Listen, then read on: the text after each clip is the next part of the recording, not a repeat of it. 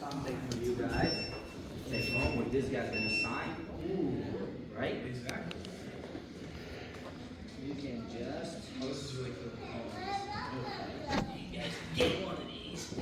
They just get them so that way you have this for you. Okay? Yeah. Thanks Sensei Dalla and Sensei Kristen for this. This is really cool. This is really cool. So I didn't talk about Sensei Nick, Sensei Adonis, and Sensei Dom when they come in. I've been talking about them the entire 2 weeks, right? I know Sensei Dom when he was a little kid, when I didn't even speak English at the time, when I was running classes, or in Rhode Island, when I started judo in Rhode Island. So I know him then. I know Nick from the circuit way before even come to America. Yeah, this guy I was afraid of him. So He's a killer, dude. So, Seriously, man. way before I came to America, I didn't even think that I'm gonna be here in America, you know. And Adonis, we went to go to trips and we fought together and all that stuff. So these guys are doing this to help themselves and help judo, and they are like really good. They're amongst the top guys in the country. So when you have this opportunity on having the top and the best guys in the country come and teach you and give you guys time, that's a very big opportunity that other kids don't have. So enjoy the process, ask them questions, ask them whatever you guys want. They're gonna give you this as a little gift for a family. So I think they are one family, they're one family, Okay. one family. They're about like 4 families. Okay. Okay? So take that. All right? Hey, do you guys have any questions for us while we're here? Yeah. Do you have an arch nemesis? Arch nemesis. Damn. I do. I do.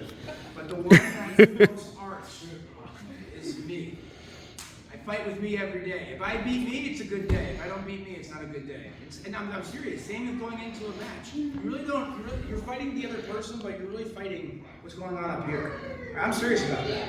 I beat plenty of good people that I probably didn't think I could beat. A lot of people didn't think I could beat just because I gave myself a chance. I really believe I actually think I'm better than this guy, or not even this guy. I just think I'm pretty good at judo.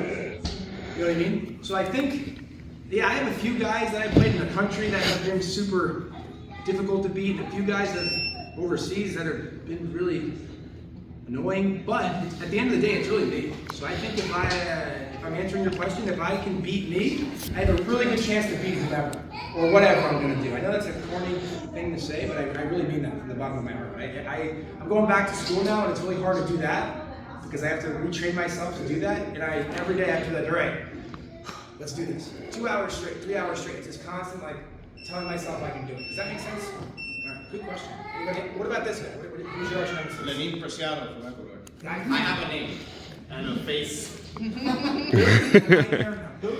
One nightmare. Preciado? Preciado.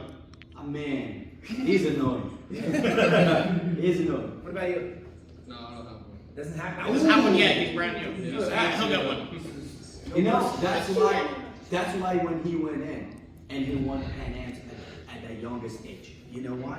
Because there was no fear. He doesn't fear anyone. He's just going in, enjoying himself, having fun, and it's like, boom, going in and winning. Funny story. That's what it is. Funny story. He lost Pan Ams as a kid the week before. The junior one. The junior The one, one that he was probably supposed to win. he lost it. Went to seniors the next week because now they allowed like us to stay and do the tournaments like before they did it, and he won. He beat everybody. Youngest to ever win it. Seriously. That's a very big accomplishment. at a weight category that's like not an In easy the- weight category. In my opinion, it's the hardest weight class in judo. I would agree. Yeah. And the year that he won it, it's actually like those guys are like the guys that he fought are killers. Oh, It's like all of them. It's not like he wasn't No getting bums. an easy brackets No bums. or bums or like those guys are been in the circuit. They probably see like who's this kid that is trying This to kid. This kid, you know, he went in, actually throw them, and throw them, and throw them. So if you have it here, and you wanted to do things, you're gonna do it. So it's just up to you. You know, he works hard. It's not just like he came up and just like wanted to win. It can't work like that. It's not gonna work like this. How many hours do you used to spend on training? Right? His brother too does judo. His dad, you know, the entire family does judo. They own a club too. So they're like, they've been doing this. Right? What's your club's name? Chief Para Judo. Right? Adonis grow up like. There we go. Last one. Timothy needs a partner.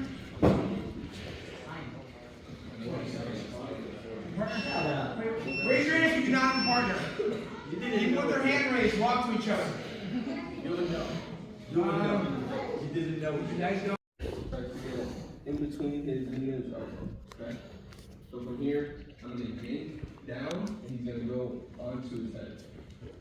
I'm yanking down. When I do this, when I sit to my butt, and my bottom leg is gonna go like this. And I'll slide under. Okay? While I do that, my top leg is gonna pull his elbow. Okay? That's super important, guys. That's what you gotta use your leg like a hand. So I'm pulling this and sliding this under. Okay? Do it again. The knee goes in, elbow, I grab both things on the belt and I yank it down. And I swing. Okay? So from here, you can switch your legs. So from here, I like to grab with my left hand, my whole shin. I grab my whole shin and I pull it up. Pull it all the way up, my leg comes over. See how his foot's in his knee pit? Make it loose. Like foot. Yeah, It's not here. You guys try not to get there if you can help it. From here, pull. And this is tight. Let's keep it tight. A lot of people like to do this and grab their foot. I don't think it's as tight. Here, I pull at my shin. So it comes out, I lock. I readjust this a few times. Okay? Just super tight. Some people just tap in this. If they're not tapping, your hand is gonna come, and you're gonna try to grab this leg or this leg, whatever you can get a hold of. To make sure you hoist yourself up, and your foot has to be facing down. Don't keep your toes pointed, because if I come up like this, the lock's gonna break. Okay? When I lock it, my toe's gonna be down. And I'm gonna walk my toe around me. Okay? Alright, leg goes in, both hands on the belt. Pull down. Okay, I'm yanking his elbow. I'm reaching over, grabbing his shin. Okay, pulling it, leaning this way, and I get it right under my knee. Okay, this is very tight right now. Okay, okay, triangle. This hand is gonna come up and grab something you gotta hold up. They might like put this leg out or something. Put that leg out. Good. Bro, Put this leg out. you basically have head. What do you want me to do? This leg out. Come here.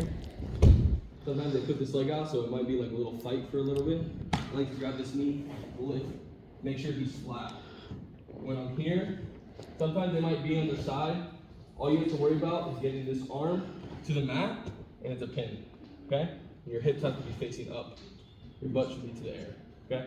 You can be on his side, as long as if he's on his side like this, still a pin. As long as I have his arm. Don't let his arm be like this. They cannot call it a pin. Like this, it's a pin, okay? I'll show it one time fast.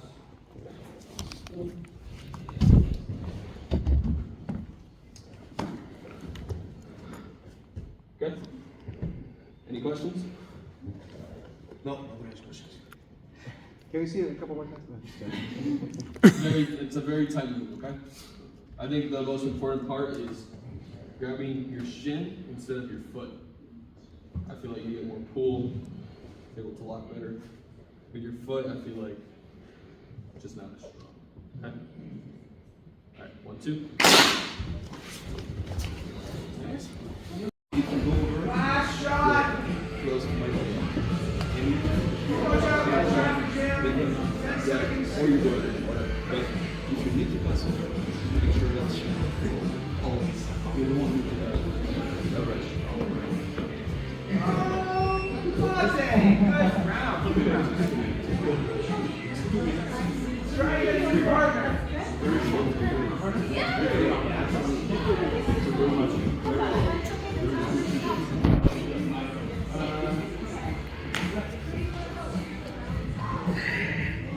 good. Okay? So, it goes by many names. I call it Utsurigoshi when I refer to it professionally because it is a hip chain. Okay? So, first things first, sleeve. I'm not going to grab all the way down like I usually do classically. I'm going to try my best to be a little inched up or as close to the elbow as possible. Right? If I'm all the way here, down the sleeve, it'll be a little loose. Okay? So a little bit higher is good. At the elbow is perfect. Okay? Mostly here. Secondly, my waist grip. I don't like to grab the belt. Okay? When I grab the belt, you see how my elbow is kind of loose. Right? When I snap the waist, there's no space. And if you notice, I already have my partner tilting this direction. Right? So I'm going to show the technique once I'm throwing, and I'm going to further break it down. Okay?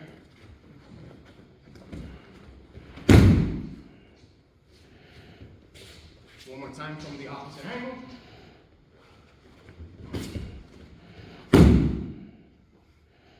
Okay? It is actually pretty effortless, despite what it looks. Right? My main thing here is the kuzushi, like in any technique, right? I have to make sure I'm accomplishing this. Once I accomplish this, then I can throw. So, I always start classically, okay? I pull, I come in, and you see my front leg is splitting his legs, right? In judo, we use triangles for our position, right? Don't move. Pretend there's a triangle here, behind you. And we want that first step at the top of that triangle behind you, okay? Make sense? Now I start rotating, okay? Because if I just pick up like this, it's gonna be a lot of effort, right? Start rotating him. After I rotate him, I step in. You see how I got close, but I didn't come behind him like I do normally, right? Okay, I'm in. Now I lift up, and when he goes in the air, there's gonna be 1 second where he's off of your leg, right? You guys see how I took advantage of that lift to change my hips, right?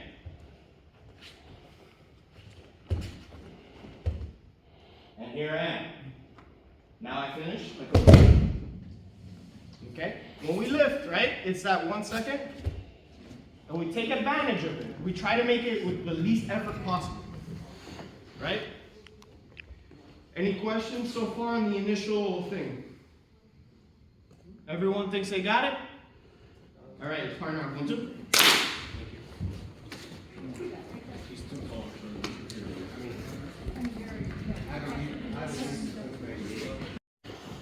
It is a very valid question, but it is the actual most opinion of the judo kata, right? It's the one that's the immediate one. But there's an issue.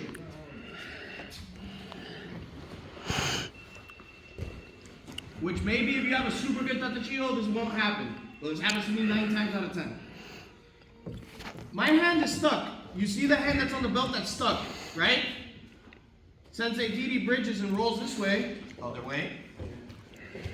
There's nothing to base me out, right? Nothing. Ideally, I just do the other one again, right? But if he's really strong, bridges come out, lace flat, hips down. Now I can't get under again. Now we're stuck here. If he's really good, he starts the process of splitting my legs. And now I'm fighting him with one hand tied up, right? Situation goes from bad to worse.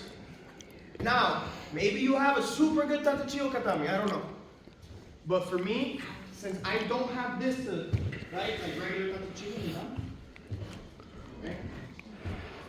Regular Tatachino, if I'm here, he goes, I base, right? I keep myself here. He keeps bridging really hard, maybe I can change it, right? But when my arm is stuck, I'm kind of obligated to be in that position, right? Okay? Does that answer your question? Anybody else? Did anybody else experience anything that was kind of wacky or weird or unusual or something that you didn't really have a solution? Yeah. Is it you have to get it? There's a reason you say you can finish. Yeah, can you get the arm out? Like, no, it's pretty stuck once it's okay. And the person getting it done to will tell you that is really Right. So you're basically risking your limb for the control and tightness. Right. You're taking a risk in that risking the limb, right? Okay. Does everybody understand that? if you follow the rules that we went over, right, you'll be fine. Make sense? I think the big thing that I noticed for a lot of you guys is, especially when you were rolling, a lot of times when you were rolling, and you see real quick, regardless of where the hands are, some people do it different variations. I think a lot of times when you guys roll, you guys gotta be mindful of like, just not pulling the person on top of you. Right. Pull him on top of you in a meaningful way where he can use the earth here, like get your feet grounded. Yeah, and then and that's how you can start the process of like coming down your body and making it just not cooperate. Yeah. However, if you go onto your if you go about it in a way where you're pulling him on top of you as you're going underneath him, sorry, can you just look down underneath you very much? You should end up in this position where he's kind of tripod. Does that make sense? And it's an easier tilt. Or it's an easier tilt. Or either way, you should be able to tilt him, but not from down here. If I try to tilt him from down here, people are just smart, athletic enough. You don't even have to be good at judo to know how to get out of that. Does that make sense? And man, if he passes your guard with your hand under the belt, it's over. Look, you're not getting out. Does that make sense, guys? So like it's more of a high level technique because you're risking your arm, but at the trade-off for a lot of control, I think. And I think they'll tell you the same thing. Okay, so just make sure you try to elevate. And I think, especially guys on top, from what I saw, the only time people were able to get out is when they were able to make some big some space and again use the earth. Does that make sense? What's your question? Yeah, if my partner's belt is loose, it's not even work. Well, for IGF rules, he has to have his belt tight. So for IGF rules, the belt's got to be tight. The belt's like, let's say in the midst of the chaos, the belt gets super loose in the exchange, right? So like, for instance, belt was tied, 40, 50 second exchange, belt gets loose, right? There are a ton of different variations where you don't have to do it. Yeah, you don't have to do it just like this. That's a variation that I use, but you can do it straight like that. Right? Essentially, you don't have, but see, this is a little bit wonky because he didn't really go anywhere. Here, especially with that wrap, he's going somewhere. You have control of like the strongest and heaviest part of his body. So that's why he's risking his limb at the cost of getting a lot more control. However, I think if you guys are gonna risk that limb, which I'm all for, just do it in a meaningful way. When you're doing butterfly, you can't be pulling someone on top of you and then expecting to get your legs And here. it's like Sensei Nick said, this is the dangerous part. Because let's say, as I'm doing this, right, when I'm starting it, all of a sudden, oh, I lost control and Didi hugged my leg under like this, and well, if I lay down here, I'm probably in trouble. This is, right, you can bail on this right here, nice and easy. Now, once this gets turned and I'm under, this is where it really gets tight for both of us, right? Like I'm pulling really hard and my arm's not moving, right? I would have to bail it before I lay down, okay? Once you lay down, it's 100% commitment from when you start to when you finish, okay? Any other questions? Concerns? What do you guys think of the technique?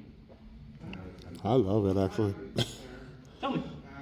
I mean, I don't know if it's like I was most of the time able to just use both arms against a single arm and was able to free my head, and that gave me a lot of movement. And I don't know if you have any thoughts about that. So, I know exactly what you're referring to, and this will happen more the bigger the guy is, the stronger they'll be able to press out. It's right. So you're referring to this final position here. He would bench my arm out and get out, Yeah. right? Especially when you have just the head wrap. Yeah, no, I get You it. get both arms. I get it. Two things, right? One is you have to learn to put weight down, right? So here it's gonna be a lot harder for him to bench press it. Go. He went to sleep. Because it's almost like a katakatame, right? Like a choke, right? And that'll help you a lot in that position. Another thing, maybe you don't have such a good katakatame or such a good positioning there, which is okay, like we're all different. Do the other one. That the other pin is a stronger pin. I choose this one because it has a little bit more variety. That we don't. I would be here the whole 2 hours showing the variations, right? But the other one is definitely the stronger pin. Okay.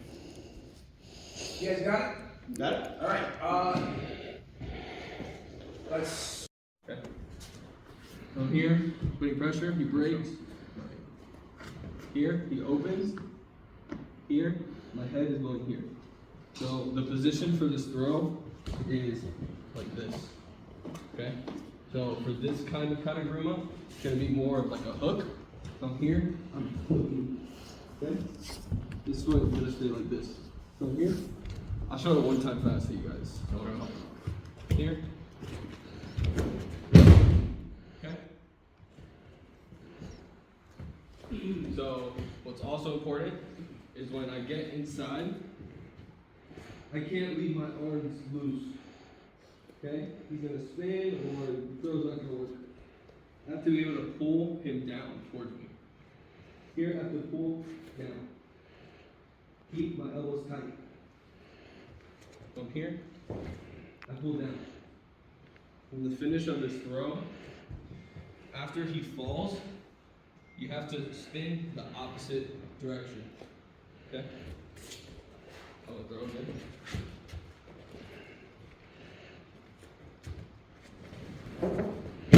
When I'm here, I have to spin this way. Okay? I don't spin towards him. I spin this way. Just to keep them down. So Yeah, so sometimes they might land on their belly, and really pulling that through can get you this way. Yeah. So this is important. Control the sleeve. Keep it down. You're gonna break. This reaction is what you need. Good job. I drop it here. Then I'm pushing off of this leg. Okay? I'll do it one more time.